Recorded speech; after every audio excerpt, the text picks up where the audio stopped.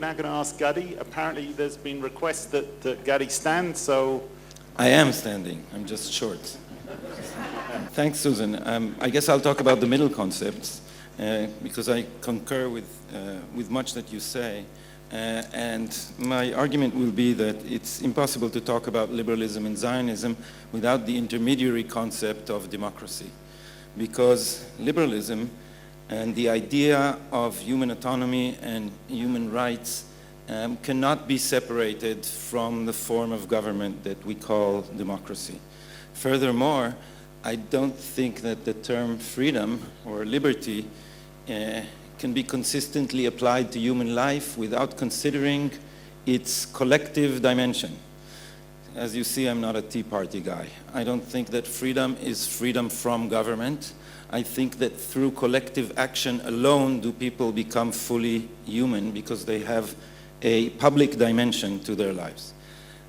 I spend whole semesters explaining the Zionist idea, and much to my embarrassment, although ultimately I was happy with it, an old lady, a Holocaust survivor, explained the whole thing in one paragraph.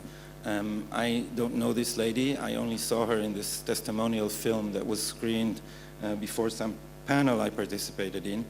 And there was a series of testimonies there, and they were, every Holocaust survivor was asked what was the happiest moment for them at the end of the war. And many, of course, said when the American army came and freed the camps, or the Red Army came and liberated the camps. Some said the moment I arrived in Israel, and this lady said when I arrived at the Hapala, the illegal immigration ship, and over the entrance there was a sign saying entrance in Hebrew. I remember being puzzled, and so was the interviewer apparently, because he asked her why, is that symbolic, or what does it mean? She said, no, you don't understand. I never saw Hebrew letters that size. And I can tell you my heart stopped. We here can't even imagine what it is for people who have been forced to hide their Judaism or to limit their Judaism to the private sphere. Now, in Israeli schools, regrettably, we usually teach Zionism as a response to anti-Semitism. This is, of course, only half the story. The other half of the story was that emancipation in its various forms forced Jews to separate their private lives from the public sphere, to be a Jew in your own tent and a human being outside, in the famous words of Yehuda Lev Gordon, Yalag. Not Mendelssohn, by the way, Yalag. This is a very picturesque Hebrew, Yehudi be'ohalcha, in your tent, and only a human being outside. Assuming that a free way of life and a democratic way of life requires the separation, against which Natan Sharansky spoke, between identity and political rights, or identity and freedom. And what I think we could learn from that old lady is that this is never so. And she's not the only one, of course, who learned it, because Jews in the period of emancipation tried this and failed. And they failed not only because of anti-Semitism, but because of what I call the intermediary link between personal liberalism and identity, which is democracy. Because it turned out that democracy relies on identity. Not only is it not separate from identity, it relies on a sense of community. I don't have time to go into this, but it's amazing to see how 18th century thinkers worried about the possibility of democracy in large states, and they basically asked, but what would bind the private citizen to the public good? How are we to make sure that some ignorant peasant in Bordeaux will use his or her vote, it was his back then, his vote in order to promote the public good and not the private egotistic interest? And the answer offered itself, and these were politicians, not philosophers, who grasped it most firmly, or in the case of America, politicians who were philosophers, because the first instinct they had as politicians in the great democratic revolutions was the term patriot. Why is the revolution secure? Because people love their people and their country. Individuals care deeply about their people and their country. And this is why democracy was born along with modern nationalism. And we know nationalism can turn anti-democratic and can turn horrible, but some form of patriotism, some form of national sentiment that is an identity that binds a community are necessary for the functioning of democracy. Now, Jews in Europe were caught because of this in a bind. Because after this came about, what they realized was that they cannot be Jewish in their own tent and just general human beings outside it. They need to be Jewish in their own tent and Russians outside it, or Englishmen and women outside it, or Frenchmen and women outside it. They need to prove their patriotism. And eventually, for reasons I do not have time to get into in any detail, they discovered that becoming truly German or truly English or truly Russian or truly French demands of them finally to give up the public dimension of their Judaism. This is not true in America, which is a key thing to understand why American Jewry has been so successful as opposed to Europe. But it was so in Europe. And this is why Herzl realized that the only way that Jews in Europe can become free without giving up their Judaism is by combining identity and democracy in the same way that European nations did. That is in a nation state. This is the basis of Zionism. The basis of Zionism is not Zion. It does not begin with Zion. It begins with liberty. It begins with the hope that Jews can become free, modern people. And so we have an awkward territorial phase in Zionism where people said, okay, the idea is a Jewish democratic state. Where shall we put this state?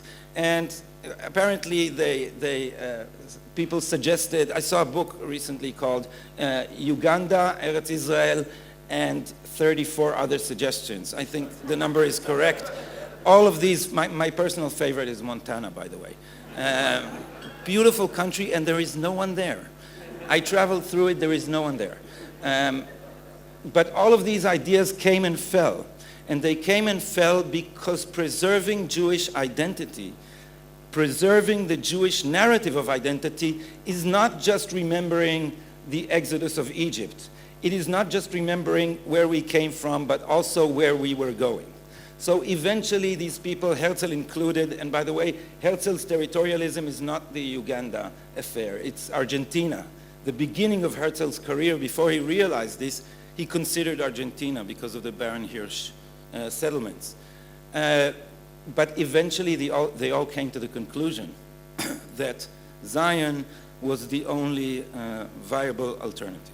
And so for Jews, the idea of a Jewish state in the land of Israel, a Jewish democratic state, was not only not a contradiction in terms, it was the fulfillment of the right of all to self-determination. And this is my main point. Because in order to be free, one needs to have a public dimension to one's identity. We now have a ready metaphor from the gay liberation movement. Emancipation Jews did not want to be closeted Jews. To be closeted is horrible when you can't step out of a closet. So Jews needed the public dimension of their identity, which means they needed a Jewish democracy, because the right to self-determination cannot be applied only to individuals. The right to self-determination is an extension of individual freedom into the public sphere. Remember that old lady with the big Hebrew letters. Every time I travel through Ayalon and see the huge signs, my heart warms. Not many people are so heart-warmed by traffic signs, but I am, since I saw this lady speak.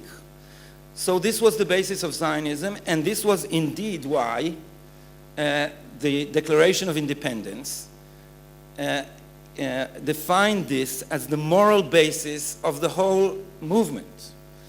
It is the natural right of the Jewish people to be, like all peoples, masters of their own fate in their own sovereign state. This is the foundation of Zionism, and it is entirely democratic. because for these people, the fact that the state is Jewish is an extension of its democracy.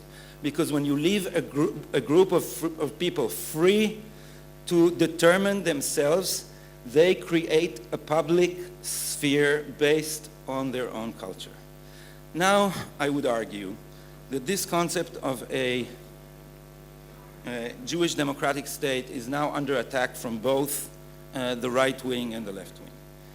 I'll start with the left wing because it's odd to use, in Israel, liberalism used to be the term for the right wing because it's capitalistic as opposed to socialist. So the Liberal Party was the right wing party.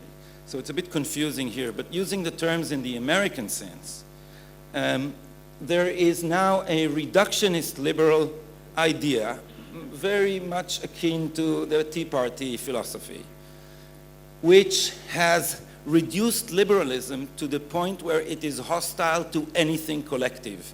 This is a reductionist view of human life which does not take into account the importance of the public sphere for the private individuals. There are no isolated individuals. Human beings are a social animal. There is no such thing as complete personal autonomy unless you are in a jail cell.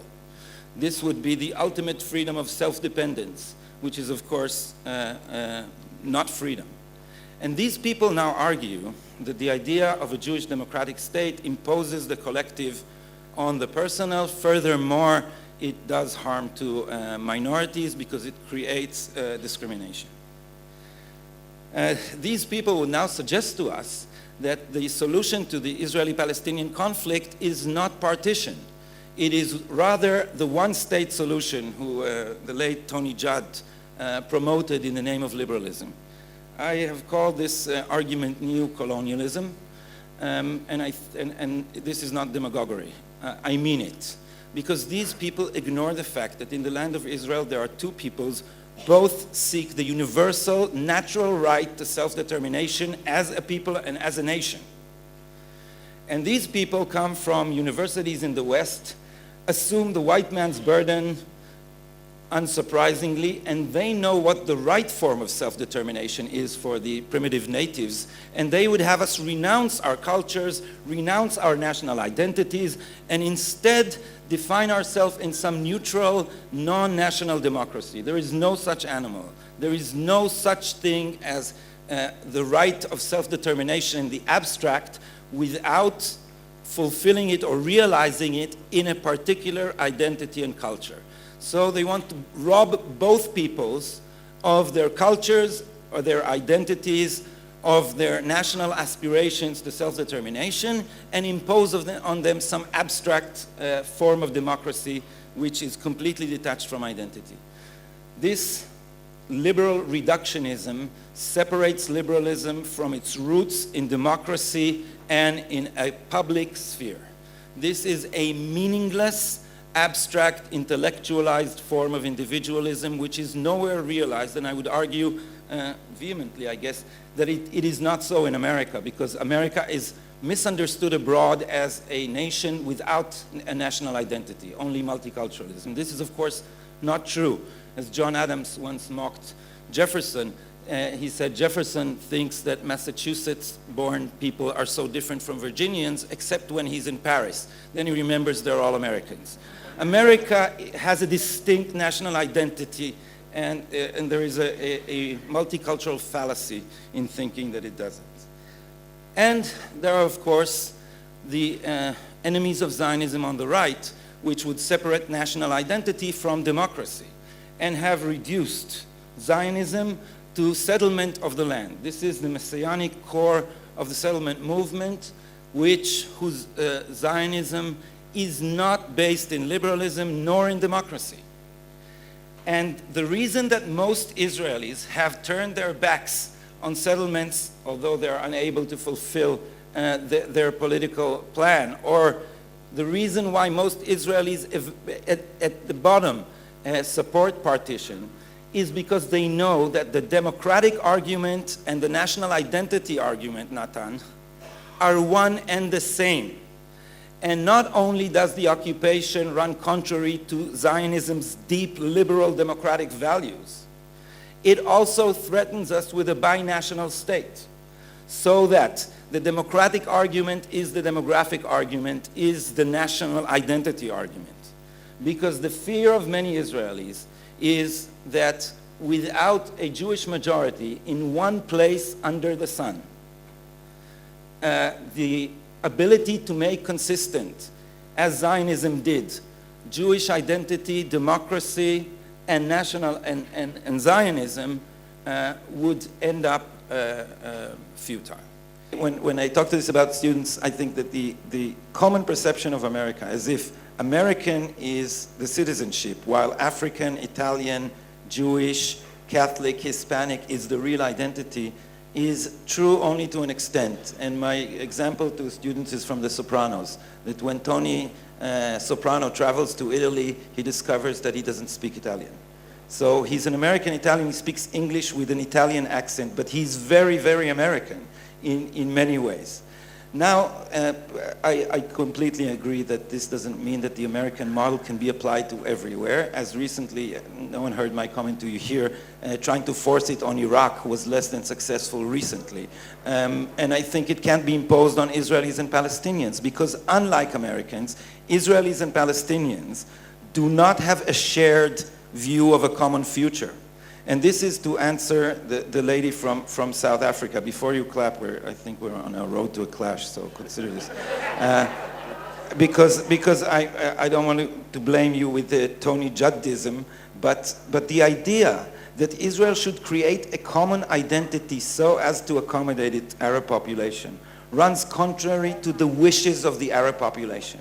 Now, the great trick with Zionism, and it takes longer to explain this, is that because the identity of the state is Jewish, it allows non-Jews to preserve their identity in the public sphere. This was the lesson of emancipation, that people who live in the Jewish state and are not Jewish are not forcefully assimilated. Unlike America or France, there is not one national identity that all citizens must conform to. There is room between the national identity of the state and your own identity. And our Declaration of Independence was actually a pioneering document in that it secured communal rights or collective rights, not just individual rights, to members of minorities. And recently, the European Union, or the Council of Europe, produced a document called the Framework Convention for the Protection of National Minorities, which follows in the steps of Israel's Declaration of Independence. Now, just one last remark to make this more vivid. If we adopted a single national identity, what would that be? In a democracy, it would be the identity of the majority. The first thing this would mean would be that we would have to cancel the state-sponsored Arab-speaking schools in the Arab sectors. The great thing in Israel is that it allows an identity separate from the majorities and does not force assimilation. So what looks to Western eyes as a form of inclusion is actually an attack on the minorities' separate identity, which it wishes to preserve. And so we should continue to let it preserve it apart from the identity of the state.